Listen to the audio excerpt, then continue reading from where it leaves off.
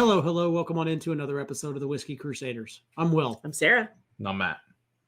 Today on this Saturday's Liqueur series, we're going to be drinking Pimms, the original #1 cup, which tells me nothing about the liqueur. Be sure to hit that like and subscribe button and click that notification bell. Matt, why don't you tell us something about this liqueur? Anything. Something. Pimms, the original #1 cup from England. Thanks to my friend Michelle. Oh, because her mom's from England, so this is a really cool thing. Have this beautiful reddish color that we're getting here. I can see that. It's beautiful red. All right, so what this is 25%. It is the #1 cup. It's gin-based with fruit cup added to it. Since 1823, by James Pimm, was the son of a farmer, became the owner of the Oyster Bar in London. He needs something to pair with his oysters. So he came up with this beautiful thing here. It's near the Bank of England. Started to offer his tonic to his guests. So it's gin-based. He had fruits, oranges, different herbs, and spices added to it, and botanicals, and then started serving as a tankard to his guests after they had their oysters for the day.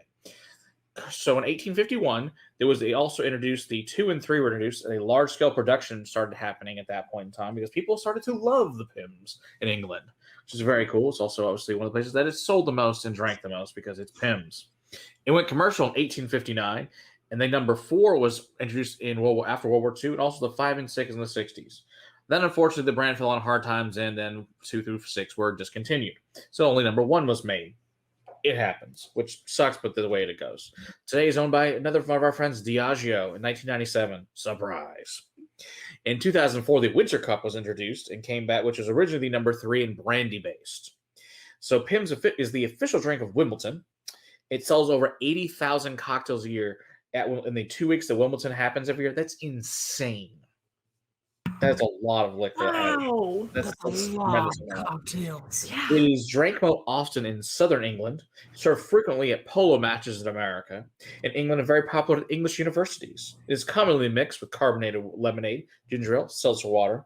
Champagne or mixed with fruit. Most common drink is the 1.5 ounces of Pimms and added ginger ale for the lemon lime. So it's It's Pimm O'clock somewhere, always. Heard that. Okay. Well, I do enjoy gin. It does smell nice. Gin, botanicals, ginger. dark Ginger fruit, orange. Yeah, ginger. Ginger and orange, yep. You can even smell the carbonation really coming off of this. It's got an effervescence. Yeah. The fruit's not. It doesn't smell crazy sugary either. Yeah. I'm but getting an orange juice kind of sweetness in there as well. I get a little bit more than just that, but I get a lot of orange and ginger. Mm-hmm. You Yeah, understand for why sure. it would be good in ginger ale. I can too. Probably Oh hide yeah, it. it's probably delicious. Yeah, it probably just disappears. What's the percentage point? 25%. So you get a 50 proof. So decent. All right. It's not a whole lot more else going on. Nope. There's a fruit. Definitely gin. It's definitely gin based. Plums, orange.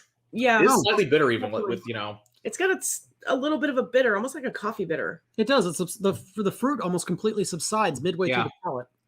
Yeah. Yeah. The Wow. fruit's just a tinge there. It's more the bitter and the botanicals than anything. It is. This definitely leans more towards those gin. Towards the finish. The up front is that fruit swell.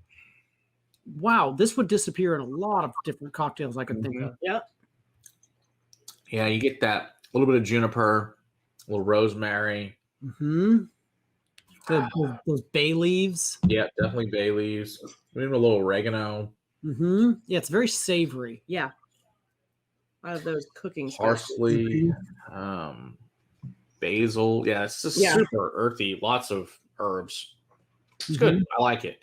It's a little more bitter, but yeah, I think this is a fun one to add to the champagnes or the ginger ales. I think this would be good. I've been experimenting a lot lately with Aperol, having a lot of fun with Aperol lately. So I think I'll be trying with some Pimms with some things now. Interesting. So I find that I think it's added to a Moscow Mule to add a really nice thing to a Moscow Mule would be fun. So it's still a little bit too sweet for my palate on its own. It's a little too bitter for my palate on its own. But I think that this with some seltzer water would make for a really, really good beverage. Mm-hmm. They do make an elderberry flower one that we'll review at some point as well. I'm actually going to try that seltzer water into the Pimms. You know, And all probably over a the table. 3-2 ratio there.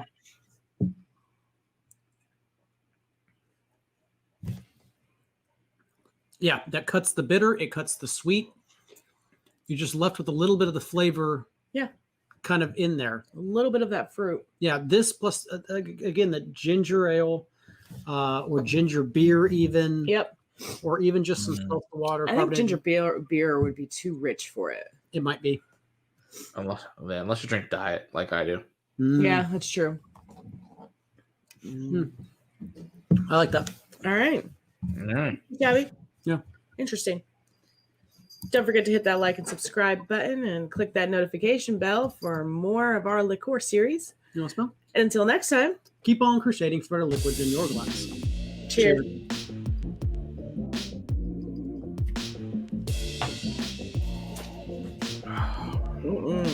Not so much, huh?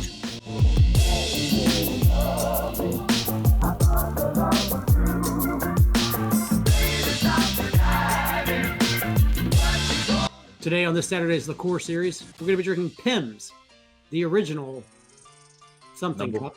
Number one cup. No, ma'am. Not a fan. Not so much. I'm just not a fan of many things. No, not really surprised. She's a cat.